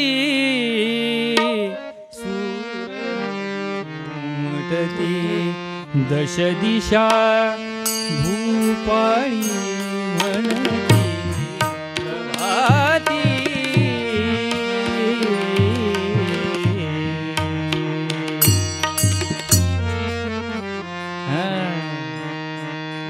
पंच पंच उषक्काली. आणि आमचे नाथ महाराज उठलेले आहेत आणि उठल्यानंतर पवित्र अशा त्या पुण्यसलीला गोदावरी मातेच्या तीरावर स्नानाला निघालेत. वय वर्ष 8 नाथ महाराजांचं त्यावेळेस. किती? 8 वर्षाचे नाथ महाराज. म्हणजे बंधन संस्कार झाला होता. नाथांनी त्रिकाल संध्या करावी असं सांगतात. संध्या ही 3 वेळेस करायला पाहिजे. ज्यांना शक्य नसेल त्यांनी 2 वेळेस, ज्यांना 2 वेळेसही शक्य नसेल किमान एकदा का होईना करायला पाहिजे. सूर्याला अर्घ देणं. ब्राह्मण कुटुंबामध्ये, ब्राह्मण परिवारामध्ये ज्यावेळेस मुलगा होतो त्यावेळेस त्याच्या आईवडिलांना जेवढा आनंद होतो त्याच्या दुप्पट आनंद कोणाला तरी अजून होतो. ते म्हणजे भगवान श्री सूर्यनारायण. आणि त्यांना अर्घ देण्यासाठी त्या ठिकाणी तो पुत्र प्राप्त असतो, तो अधिकारी आहे. संध्या केल्याची फलश्रुती काहीच नाही, पण नाही केलं तर पाप मात्र जरूर लागतो. म्हणून संध्या करायला पाहिजे.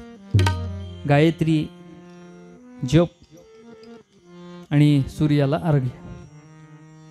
नाथ महाराजांचा दिनक्रम होता. गेले रोज नाथ महाराजांनी स्नानाला गोदावरी नदीच्या तीरावर जावं. एक दिवस झाली गंमत अशी. नाथांचं स्नान आवरलं, अन्निक आवरलं आणि नाथ महाराज परत वाड्याकडे यायला लागले. येत असताना गंमत अशी झाली, मागून नाथ महाराजांना आवाज आला, अरे एकनाथा. असं म्हणलं की नाथ महाराजांनी माग वळून पाहिलं. लख प्रकाश पडला आणि एक पांढरं शुभ्र रेशमाचं त्या ठिकाणी पैठणीचा अर्थात नऊवार नेसलेली एक सुंदर अशी त्या ठिकाणी स्त्री, कपाळी संपूर्ण मळवट भरलेलं आहे कुंकवाचं, मध्ये हळद आहे, नखशिकांत नटलेली आहे ती, अर्थात साक्षात ती गोदावरी माता. नाथ महाराजांनी पाहिल्या पाहिल्या वंदन केलं, नमस्कार केला. म्हणली, माता आपण कोण? असं विचारल्यानंतर तिने आपलं नाव सांगितलं. म्हणे मला गोदावरी म्हणतात.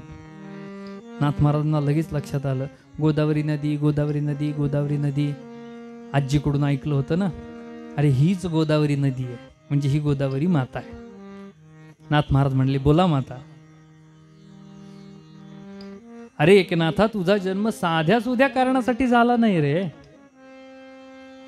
मग सुखी जेणे व्हावे जग निव व्हावे अज्ञानीला व्हावे सन्मार्गासी. अज्ञानांना सन्मार्गाला लावण्यासाठी तुझा जन्म झालाय म्हणे. तू काय कर, तू देवगिरी किल्ल्याला जा. तिथं जनार्दन स्वामी रूपी जे आहेत त्यांना तू आपला सद्गुरू करून घे.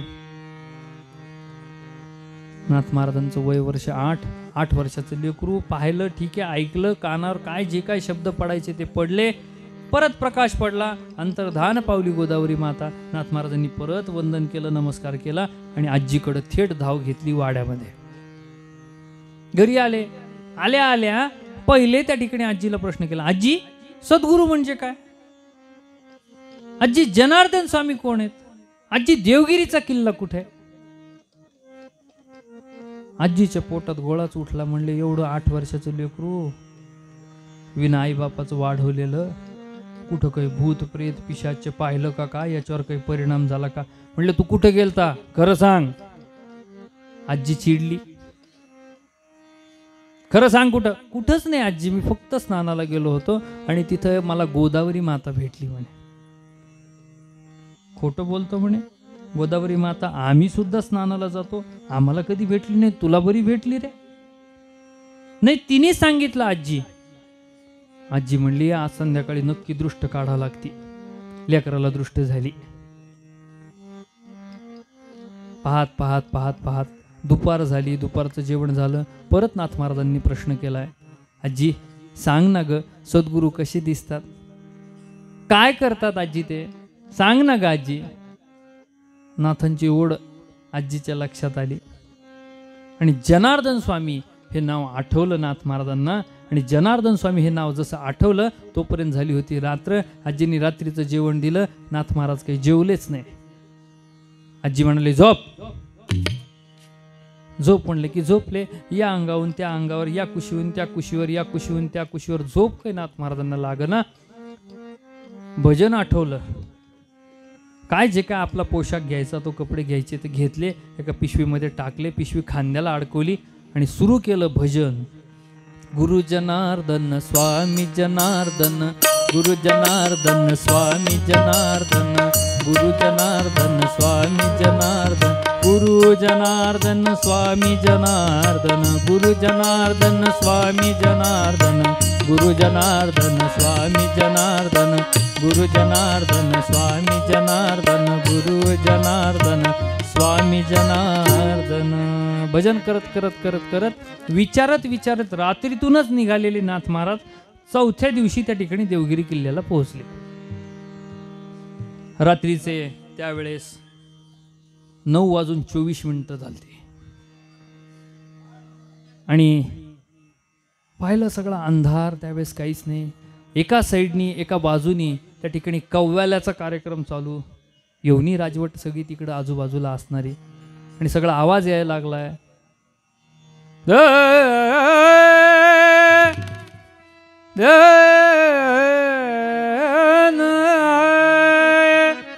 अशा पद्धतीने त्या ठिकाणी आवाज यायला लागले आणि त्यांनी विचार केला कव्वाल्या चालू आहेत म्हणे काहीतरी. बरं ठीक आहे, असो, यांचा जप चालू. आणि हे देवगिरी किल्ल्याच्या त्या ठिकाणी पायथ्याशी जो मोठा दरवाजा आहे त्या दरवाजापाशी गेले आणि थांबले. 2 7-7 फुटाचे जवान त्यावेळेसचे, बंदूकधारी, तलवारधारी. ए बच्चे कहा जा रहे हो बोले, असं म्हणाले. असेच नाथ महाराज घाबरले. घाबरला ना तू, किंवा तू घाबरला ना, झोपच गेली की नाही. याला म्हणायचं नारदीय कीर्तन रे. यही रुको, क्या चाहिए? स्वामी का दर्शन पाना चाहता हूं. नाथ महाराजांनी तेवढ्याच मावळ भाषेमध्ये सांगितलं. आज नहीं मिलेंगे, आज बुधवार है, कल गुरुवार है. स्वामी जी सुबह 6 बजे नीचे आएंगे, तब मिलो. जब वो बोलेंगे तब आपको बुलावा आएगा. ठीक आहे. एक झाड पाहिलं, त्याच्या खाली बसले नाथ महाराज, जप करायला लागले आपला. स्वामीजी सकाळी 6 वाजता आले. सूर्यास्त झाला. स्वामींचा नियम होता दर गुरुवारी आपल्या सगळ्या भक्तांना त्या ठिकाणी शिष्यांना दर्शन देत होते. संध्याकाळचे 6 वाजत आले. सूर्यास्त होण्याची वेळ आली. मग स्वामींनी हळूच विचारलं, और कोई दर्शन पाना चाहता है? त्यावेळेस तो जवान आला, म्हणला एक छोटा बच्चा है, वो आपका दर्शन पाना चाहता है. त्यावेळेस त्या ठिकाणी स्वामीजींनी म्हणलं, भेज दो म्हणल्यावर हाच रागवलेला जवान तिथं नाथ महाराजांपाशी आला आणि म्हणाला, चलो आपको स्वामीजीने बुलाया है. भाषा बदलली. नाथ महाराज समोर आले. आल्यानंतर मी म्हणलं ना, ये हृदयीची ते हृदयी घातले, अशी त्या ठिकाणी वृत्ती नाथ महाराजांची झाली. पाहिल्या स्वामींना आपोआपच नाथ महाराजांच्या डोळ्यातून अश्रू त्या ठिकाणी उघळले. पाहिलं, हेच जनार्दन स्वामी असतील. मनात सतत विचार येऊ लागले आणि एका जवानाला हळूच विचारलं, स्वामीजी?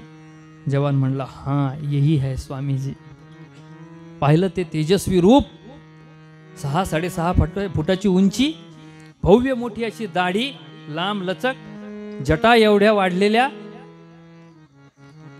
काय ते तेजपुंज रूप स्वामींचं, जनार्दन स्वामींचं. आता जनार्दन पण भरपूर झालेत बरं का महाराष्ट्रामध्ये, लक्षात घ्या. जनी जनार्दन, एका जनार्दन, विठो जनार्दन आणि राम जनार्दन, 4 जनार्दन महाराष्ट्राला दिलेत. 4ही संत होते, लक्षात घ्या. विठो जनार्दन माऊलींच्या काळातले, चंपावती नगराचे त्यावेळेस काहीतरी प्रांत वगैरे काहीतरी होते म्हणे. जनी जनार्दन त्यांच्यासारखेच बीडलाच राहत होते ते पण. परत एका जनार्दन म्हणजे जनार्दन स्वामी नाथ महाराजांचे सद्गुरू, आणि रामा जनार्दनी ज्यांनी आरती ज्ञानराजा महाकैवल्य तेजा ही जी आरती लिहिली ते रामा जनार्दनी. असे 4 जनार्दन महाराष्ट्राला लाभलेत, लक्षात घ्या. जनार्दन स्वामींनी नाथ महाराजांकडे पाहिलं, विचारायला लागलेत. याचं सगळं वर्णन ब्रिदावळीमध्ये नाथ महाराजांनी अभंगाच्या स्वरूपात वर्णन केलंय. पुसे जनार्दन कोणाचा तू कोण, म्हणे मी ब्राह्मण ऋग्वेदी, हात जोडून या उभा दिनपणे सूर्यार्घ देणे प्रातःकाळी. स्वामी विचारायला लागले, कोण तुझा ग्राम, आलासे कोठून, कोण तुझं परिवार, मुळीचा मी एका लागोलसे मुळी, आहे वंशावळी आजाजी, दोन्ही अतिवृद्धे आहेत पैठणी, मी ही तेथोनी आलो, असं उत्तर दिलं नाथ महाराजांनी. आजी आजोबा वृद्ध आहेत, मूळ नक्षत्राला जन्म झाल्यामुळे आई वडील दोघंही गेले, सगळा सांभाळ माझा आजी आजोबा करतात, अतिशय वृद्ध अवस्थेत आहेत, पण त्यांना सांगून आला का नाही, जनार्दन स्वामी विचारतात. सांगून आलोय म्हणले. आणि सांगून आल्या म्हणल्यानंतर नाथ महाराजांनी सेवा सुरू केली म्हणा ना देवगिरी किल्ल्यावर. आणि त्या काळात यवनी राजवट असताना सुद्धा जनार्दन स्वामींनी शुक्रवारची जुम्मे की जुम्मा गुरुवारी सुट्टी केली होती. अधिकारी होते जनार्दन स्वामी. स्वतः पोशाख परिधान करून, हातात 2 नंग्या तलवारी घेऊन युद्ध सुद्धा केलेले आहेत. आणि एक वेळ असं झालं, नाथ महाराज सगळी सेवा करत असताना स्वामी समाधी अवस्थेत झाले. आणि समाधी अवस्थेत गेल्यानंतर नेमकं किल्ल्यावर त्यावेळेस परचक्र आलं. आता ते परतून तर लावा लागेल, ते युद्ध करून त्यांना पाठवून तर द्यावं लागेल.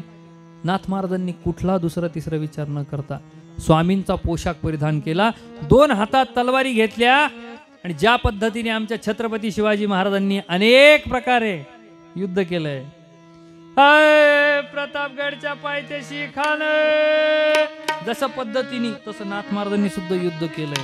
नाथ महाराज जसे शांती ब्रह्म तसे क्रांती ब्रह्म पण बरं का. आणि आलेलं परचक्र परतून लावलं, सेवा करू लागले. हळूहळू बहिर्भूमी स्थळ शुद्ध करी हस्ते, अनन्य भक्ती ते अनुसरला. ब्रिदावळीतलं वर्णन. जनार्दन स्वामी जिथं जात होते ती जागा नाथ महाराजांनी त्यांच्या अगोदर सारून घ्यायची, स्वच्छ करायची, आणि मग जनार्दन स्वामींनी जायचं. एवढी नाथ महाराजांची गुरुनिष्ठा होती. पण दर गुरुवारी दुपारच्या वेळेस त्या ठिकाणी जनार्दन स्वामी आपला काठेवाडी घोडा घेऊन कुठंतरी डोंगरावर दुसऱ्या जातात, असं लक्षात नाथ महाराजांच्या आलं.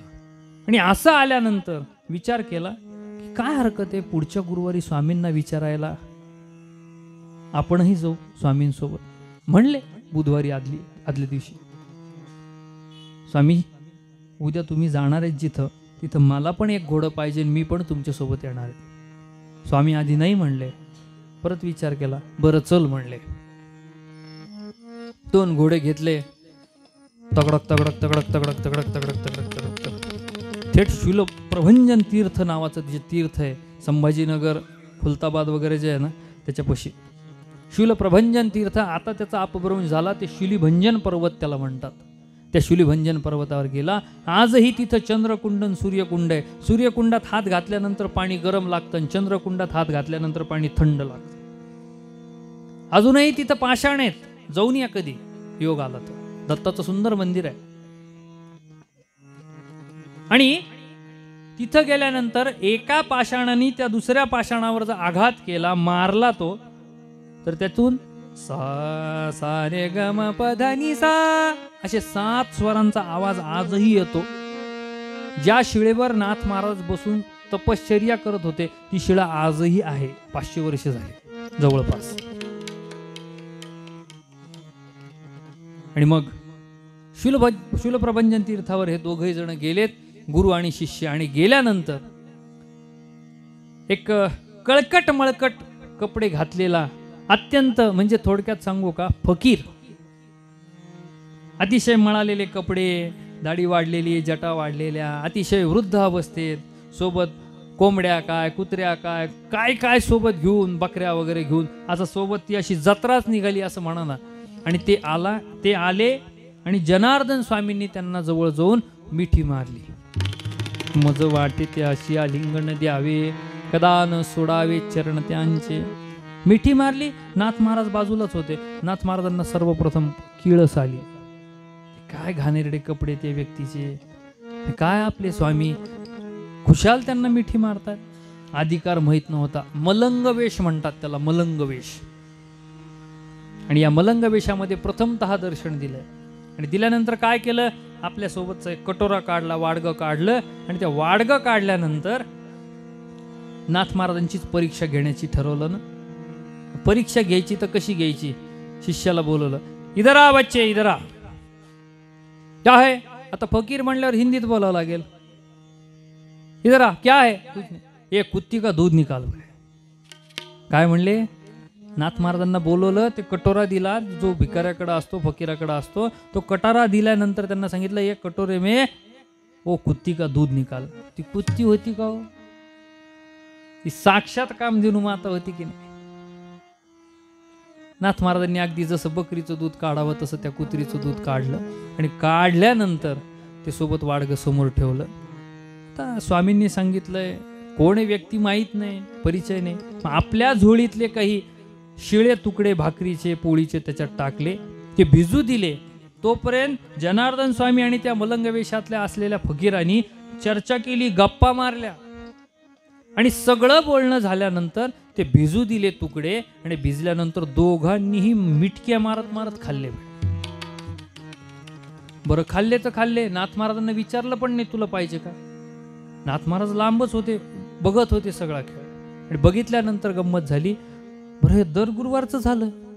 पहिला झाला, दुसरा झाला, तिसरा झाला, चालूच. आणि काय, ए बच्चे इधर आ, ये कुत्ती का दूध निकाल, ये बच्चे इधर आ, कुत्ती का दूध निकाल. आणि मग नाथ महाराजांनी करावं. पण चौथ्या गुरुवारी गंमत अशी झाली, त्यांना सांगितलं, आमचं खाणं झालंय. स्वामींना त्यांनी सांगितलं की हात धुवा याच्यात. कुठं, त्या कटोऱ्यामध्ये. त्यांनी हात धुतले. त्या फकीरांनी गुळणा केला, चूळ भरली आणि चूळ भरून खाकरले खोकरले त्या कटोऱ्यात. आणि मग नाथ महाराजांना आवाज दिला, ए बच्चे इधर आ, ये ऐसी जगह डालना जहां चीटी भी नाही मरना. काय सांगितलं, हे अशा ठिकाणी टाक म्हणे. त्यांनी हात धुतलेलं पाणी, चूळ भरलेलं पाणी, की जिथं ते टाकल्यानंतर मुंगी सुद्धा मेली नाही पाहिजे. भाव लक्षात घ्या बरं का. नाथ महाराजांनी मागं इकडं तिकडं पाहिलं, काहीच नाही. नाथ महाराजांनी तो कटोरा घेतला आणि गटा गटा गटा गटा सद्गुरूचा प्रसाद म्हणून पिऊन टाकला. पिल्यानंतर मग नाथ महाराजांचा अधिकार त्या मलंग वेशातल्या फकीराला कळाला. त्यांनी उद्गारले, ही नोहे मानवी विवेकाची मूर्ती, दया क्षमा शांती वसे अंगी. त्यांनी सांगितलं, ही साधी सुधी मानवी नाही मूर्ती, याच्याकडे सगळं काही याला कळालेलं आहे, म्हणूनच हा म्हणतोय. आणि मग पुढच्या गुरुवारी मात्र गंमत अशी झाली, फकीराच्या वेशात आलेले साक्षात प्रभू दत्तात्रय यांच्या मागे नाथांनी हट्टच लावला, तुम्ही सगुण रूपात मला दर्शन द्या. सगुण रूपात दर्शन द्या म्हणल्यावर मी परीक्षेत तुमच्या पास झालो का नाही याचं उत्तर द्या. नाथ महाराजांनी असं विचारल्यानंतर प्रभू दत्तात्रयांना दुसरा तिसरा पर्यायच उरला नाही. सगुण रूपात त्या शूलप्रभंजन तीर्थावर शांती ब्रह्मसंत एकनाथ महाराजांना आणि जनार्दन स्वामींना त्या ठिकाणी सगुण रूपात प्रभू दत्तात्रयांनी दर्शन दिलंय. दर्शन दिल्यानंतर नाथ महाराजांनी त्यांचा नमस्कार केला, वंदन केलं. वंदन केल्यानंतर मग नाथ महाराजांचा अधिकार कळाल्यानंतर नाथ महाराजांनी पुढे तीर्थाटन वगैरे वगैरे केलं. मला सांगण्याचा काय हेतू आहे लक्षात घ्या. सद्गुरूंची कृपा तुमच्यावर जर झाली तर निश्चित भगवंताची प्राप्ती तुम्हाला झाल्याशिवाय राहणार नाही. भगवंताची प्राप्ती याचाच अर्थ काय? ब्रह्माची प्राप्ती. अशा पद्धतीने नाथ महाराजांना सगुण रूपात भगवान श्रीकृष्ण परमात्म्याचं, भगवान श्री प्रभू दत्तात्रयांचं, भगवान प्रभू रामचंद्रांचं, भगवान श्री हनुमंतरायांचं, भगवान सीतामाईचं, भगवान लक्ष्मणदादांचं या सगळ्यांचं दर्शन झालंय. मग नाथांची शिष्य परंपरा म्हणजे काय? नाथांची परंपरा, गुरु परंपरा म्हणजे काय? तर नाथांची गुरु परंपरा म्हणजे प्रभू नारायण विधी आत्रीनाथ दत्त जनार्दन श्री एकनाथ. आदि नारायण, नारायणापासून विष्णू, भगवान विष्णूंपासून आत्री ऋषी, आत्री ऋषींपासून प्रभू दत्तात्रय, प्रभू दत्तात्रयांपासून जनार्दन स्वामी आणि जनार्दन स्वामींपासून नाथ महाराज. ही नाथांची गुरु परंपरा. म्हणूनच आमचे निळोबाराय महाराज आरती करतात नाथ महाराजांचे. ते म्हणतात ब्रह्मा विष्णू महेश ज्यासी छळावया येती, नढळे निष्ठा ज्याची ऐसी एकात्मता भक्ती. नाथांची एकात्मता भक्ती होती. छळावयाच आले ना त्यांना एका दृष्टिकोनातून. वर्णन निळोबाराय महाराजांचं. ब्रह्मा विष्णू महेश सामोरी बसले, मला हे दत्त गुरु दिसले, आणि त्याच पद्धतीने 3 शिरे 6 हात तया माझा दंडवत. ही परंपरा नाथ महाराजांची गुरु परंपरा निर्माण झाली. आणि मग त्याच्यानंतर निळोबाराय महाराजांनी अजून प्रमाण केलंय की निळा म्हणे देव राबे ज्यांचे घरी, दत्त चोपदारी करीतसे. त्याच प्रभू दत्तात्रयांनी मलंग वेशात परीक्षा घेतली आणि त्याच प्रभू दत्तात्रयांनी नाथांचा अधिकार कळाल्यानंतर आपले परात्पर गुरु, गुरूंचेही गुरु आपल्याकडे येऊन चोपदारकी करतात. हा फार मोठा नाथ महाराजांचा अधिकार आहे. कशामुळे शक्य झालं तर नाथ महाराज सद्गुरूंना शरण गेले म्हणून. सद्गुरू काय करतात? ऐल तीराहून पैल तीराला नेण्याचं कार्य या ठिकाणी करतात. म्हणून शेवटच्या चरणामध्ये नाथ महाराज आपल्याला सांगतात एका जनार्दनी सद्गुरु, एका जनार्दनी सद्गुरु, हेची भवसिंधूचे तारू, हेची भवसिंधूचे तारू, न लगे आणिक उपाव, न लगे आणिक उपाव, धरी सद्गुरूंचे पाय,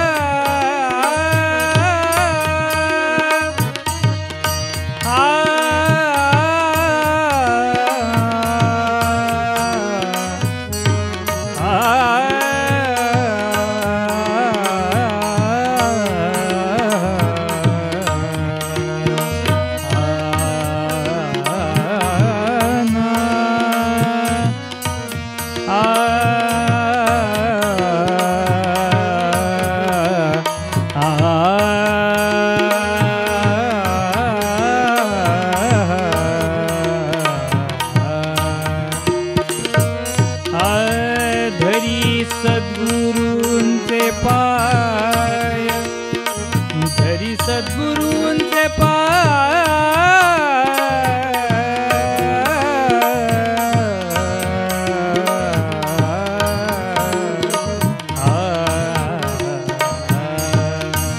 न लगे आणिक उपाव, न लगे आणिक उपाव, न लगे आणिक उपाव, आणिक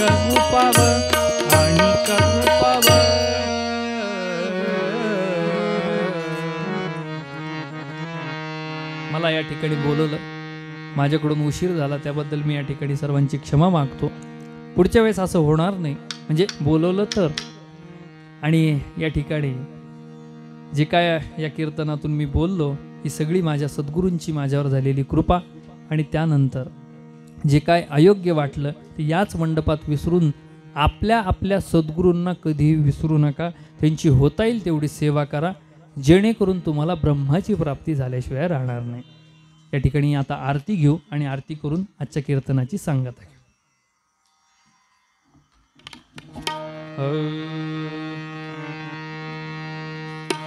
मंगलम भगवान विष्णु मंगलम गरुडध्वजः मंगलम पुंडरीकाक्ष मंगलाय तनो हरिः. युगे 28 मामा भैरवी नका वाजू, आपलं नॉर्मल वाजवा. युगे 28 विटेवरी उभा वामांगी रखमाई दिस दिव्य शोभा. पुंडलिका भेटी परब्रह्माले गा चरणी वाहे भीमा उद्धरी जगा. जय देव जय पांडुरंगा हो हरे पांडुरंगा. रखमाई वल्लभा राहीच्या वल्लभा पावे जुलगा. जय देव जय. तुळशी माळ गळा कर घेऊन कटी कासे पितांबर कस्तूर लाटी. देव सुरवर निती येती भेटी. जय देव जय पांडुरंगा हो हरे पांडुरंगा. रखमाई वल्लभा राहीच्या वल्लभा पावे जुलगा. जय देव जय. आषाढी कार्तिकी भक्त जनेती हो साधू जनेती. चंद्रभागेमध्ये स्नान जे करते दर्शन हेळा मात्र तया होय मुक्ती. नाम देव माधवाचे नाम देव भावे वाळीती. जय देव जय पांडुरंगा हो हरे पांडुरंगा. रखमाई वल्लभा राहीच्या वल्लभा पावे जुलगा. जय देव जय. संत सनकादिक भक्ता मिळाले अनेक साधू मिळाले अनेक. स्वानंदे गरजती पाहू झाले कौतुक. नवल होता हे आरती देवाधिदेवा राजा देवाधिदेवा. स्वर्गी येऊनी सुरवर पाहू येती केशवा. नरनारीचे सकनत पडले नैना ठक पडले नैना. श्रीमुख पाहता धनी न पुरे म्हणा. नवल होता हे आरती देवाधिदेवा राजा देवाधिदेवा. स्वर्गी येऊनी सुरवर पाहू येती केशवा. एका जनार्दनी मंगल कौतुके गाती मंगली. मिळाले वैष्णव जय जयकार गर्जती. नवल होता हे आरती देवाधिदेवा राजा देवाधिदेवा. स्वर्गी येऊनी सुरवर पाहू येती केशवा. राधा राधा राधा कृष्ण राधा राधा राधा राधा कृष्ण राधा राधा राधा राधा कृष्ण राधा राधा राधा राधा कृष्ण राधा राधा राधा राधा कृष्ण राधा. पुंडलीकवरधारी विठ्ठल श्री ज्ञानदेव तुकाराम दत्तात्रेय जनार्दन श्री एकनाथ महाराज की जय. अवधूत चिंतन श्री गुरुदेव दत्त.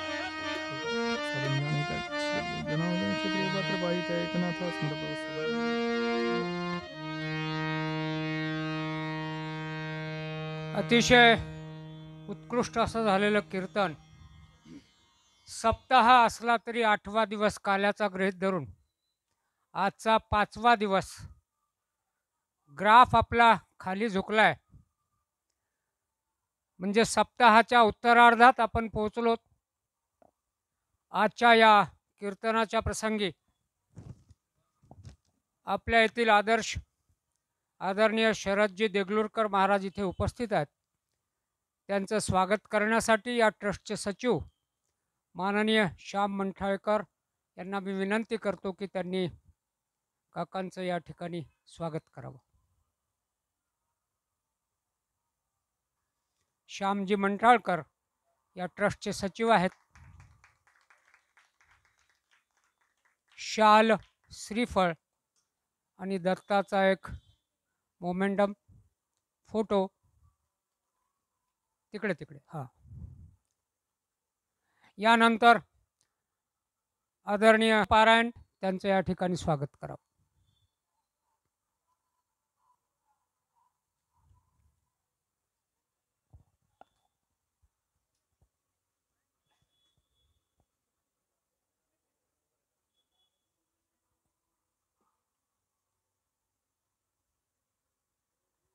महाराजांनी 2 वेळेस दिलगिरी व्यक्त केलेली आहे उशीर झाल्याबद्दल. तो उशीर होण्यामध्ये त्यांचा स्वतःचा कुठला काहीही दोष नसताना त्यांच्या मनाचं मोठेपण, आमच्या सगळ्यांचा आनंद, त्यांचा मनाचा तो विचार आमच्यामध्ये नक्कीच राहील.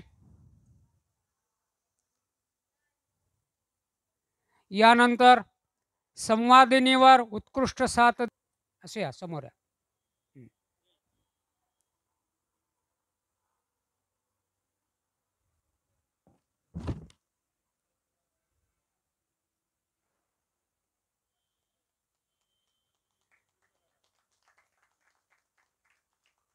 यानंतर एक 2 मिनटं राहिले, थांबायचं जरा.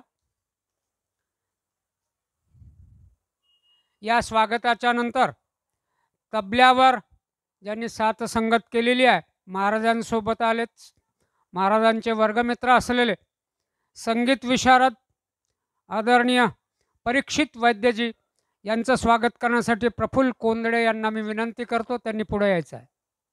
प्रफुल्लजी.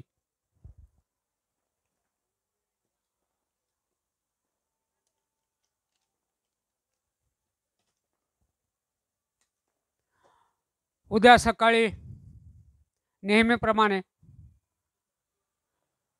सकाळचा कार्यक्रम आपल्याला माहिती आहे. सहभागी झालेल्या महिला पुरुषांनी वाचनासाठी यायचं आहे सामूहिक. उद्याला दुपारी अमित सीतावार, डॉक्टर अमित सीतावार, डॉक्टर गीता सीतावार, स्त्रीरोग तज्ज्ञ